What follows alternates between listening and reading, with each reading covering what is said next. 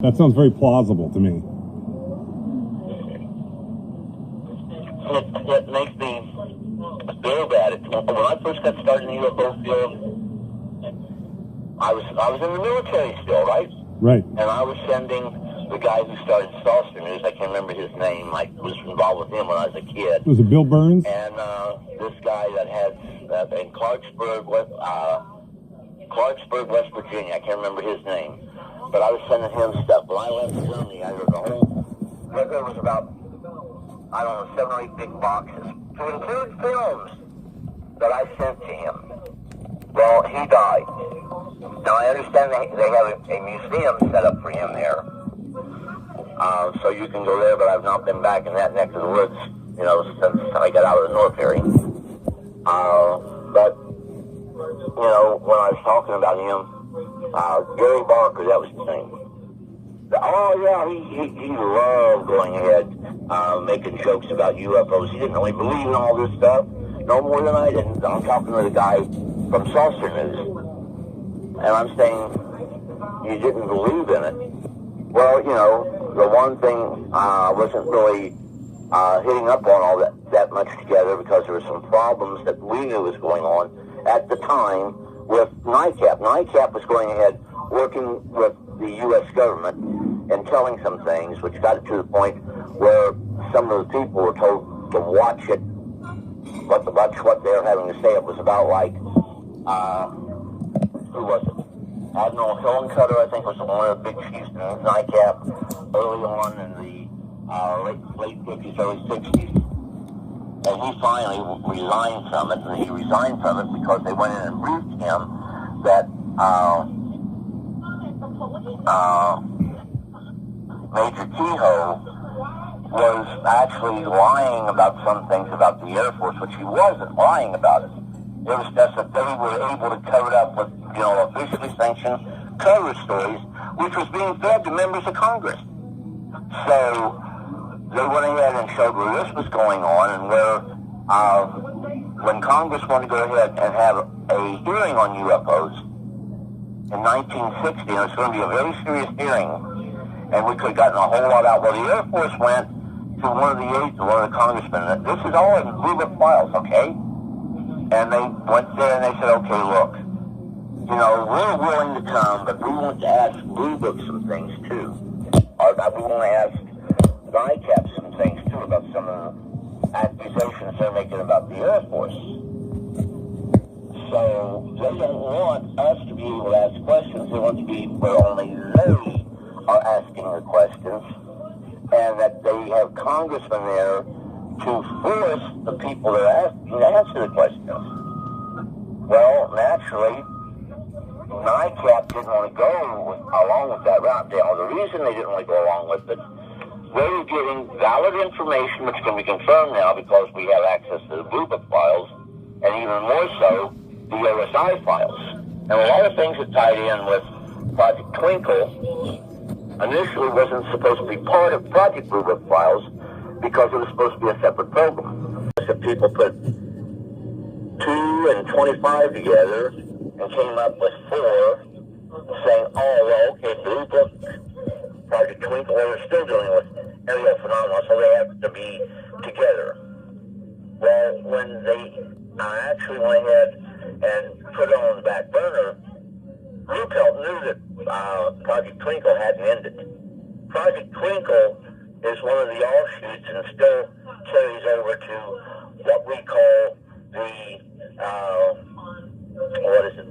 the Advanced Aerospace Threat Identification Program. Okay, gotcha. So you're telling me that they're kind of tied in together.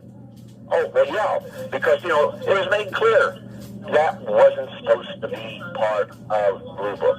Ounce was not supposed to be part of Blue Book. Ruppelt hits up on the file that they put, the so-called final report on Twinkle, plus all the other meetings and stuff of that sort, because OSI had it. Air Force Intelligence had the file. They came across it and it was, okay, why do we do this? Where do we send it? Because it wasn't making any mention of Blue Book. And I says, well, it deals with aerial phenomena. Let's send it to Blue Book. Let them figure it out. So they did. They put in a file calling Project Twinkle, but Rupel put on the outside about how things was going on with the Russians, about them testing certain things, and that this is why they did Project Twinkle. So that shows the tie-in, whereas at that time in history, the parallel between the AATIP of today versus back in the late 40s, early 50s of having Project Twinkle. So they go ahead and they hit up on this and they put it in the Blue Book files, but he put out there the final report of Project Twinkle has never been made public. So what you see in there is supposed to be the final report. It's not the final report. Then, of course, back in 1948, Air Force Intelligence, which remember, we already have Project Sign in place. But Air Force Intelligence did the reporting form on it, and it wasn't talking about atmospheric anomalies and things of this sort. They had a form that they put out, subject unidentified aerial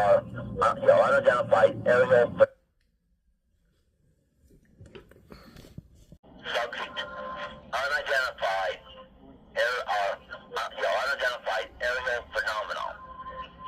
And Blue Book was supposed to just collect UFO reports here in the U.S. If you go over the files, you find out that they also have some of the instances from foreign governments also, and not just the U.S. But these crossed over by accident because Air Force Intelligence was actually checking UFO reports from around the world. That was the purpose of this form. It was to be provided to every consulate and every attaché around the world, to the Air Force officer that was there that could go ahead, gather this information, send it back, not to Blue Book, but send it to Air Force Intelligence. What was the three letters for Air Force Intelligence? Like, because all these agencies always have three letters. What did they use for Air Force Intelligence? AFI or? Well, that'd probably be it. I mean, there are several situations there, like the actual subsection of it, but there's only one actual standalone counterintelligence corps, and that was Army. Now, Army regulations set up on it, and of course they had regulations for the Air Force, and they had regulations for the Navy, but all these regulations were initially generated by the Central Intelligence Agency. But before the I got those files. Before the CIA existed, it was the OSI, is that correct? Now, OSI is Office of Special Investigation. But who was it? They would actually do the legwork. But who came before the CIA? The initial unit that did it was the 4602nd AISS. Okay. The 4602nd Air Intelligence Service Squadron. Then later on it became the 1127th, and ended when I got out of the military. It was the 646. What year did you get out of the military? I don't remember what you told me. What year was it you left the military? Oh, it was 1990. Can I throw something at you real quick? Did you know that Bob Lazar was on Coast to Coast last night with George Knapp? I recorded it. I don't know if you want to. I can figure out a way to send it to you, or maybe I could post it on Facebook. But I'm guessing you heard about Bob Lazar. About who? Yeah, I'm guessing you know of Bob Lazar. You heard his story back from 1989. Oh, yeah. And, I keep an open mind about it. But I also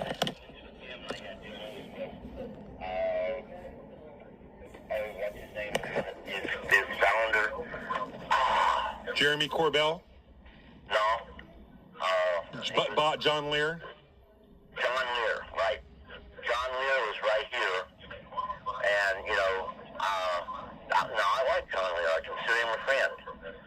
But, I think it was more of being in the glamour light than actually having a real, genuine, sincere interest in UFOs. Right. But, you have to be very careful because George Knapp actually, a person who was involved in the news, and he actually went out there. I mean, they knew when they were going to be having testing, so somebody was telling them something. Well, it was Bob Lazar. Bob Lazar was getting certain bits and pieces of information, or somebody that knew John Lear was providing them with that. Now, when he was here, when he was up here at Holloman Air Force Base, what was it? Holloman Air Force Base, White Sands. How long ago was that? He started here in New Mexico. About how long ago was that, approximately? That was back in about the mid-90s. So you were in Roswell at that time, and then you had conversations. He came and visited you, or back in the mid-90s, you and John Lear, or how did that work exactly? No, it was John Lear and myself. I was introduced to John Lear by Linda Moten Hale. Okay, gotcha. And, when the first night that John Lear was here and Linda Moten Hale was here, Linda Moten Hale got a little worried about certain things. She said she didn't feel comfortable, Now, I can understand that. I can understand that completely. There's a lot of people come here, like, media, he doesn't mind going up downstairs. Try to get him to go up these stairs right here. It's not going to happen. I could take him to another place that has stairs. He'll go up the stairs, don't mind it at all. Here, he's not doing that.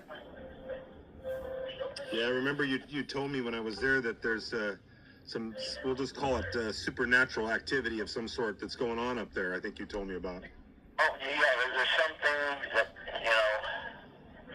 and even he's got a little something on his phone, and it will pick up on strange things, but, you got to be careful about that, because that right there is the things the apps you can go in for more for entertainment for real serious scientific investigation. But no, we did go ahead and did some recordings, upstairs, and we actually picked up voices. Really? Mm-hmm. I'm not going to ask you to play them for me right now, but do you have those still? I don't have them with me anymore. Okay. You haven't put somewhere. One of the guys that was here, Ralph Mike. Yeah. He went ahead and was holding on to him. Then he got real sick. And he would be a good person to talk to. I understand if he hasn't passed away yet. He lives in either Hawaii with his brother. Okay. With some other relatives in Colorado. What's his name? About 2 years ago, he called me and was going to come here to visit, but never made it. What's the guy's name? Ralph Hike. Okay, yeah, I've never heard of him. And, well, he actually saw Corona. Corona saved his life. Wow. No kidding. Yeah, he was having a bad asthma attack.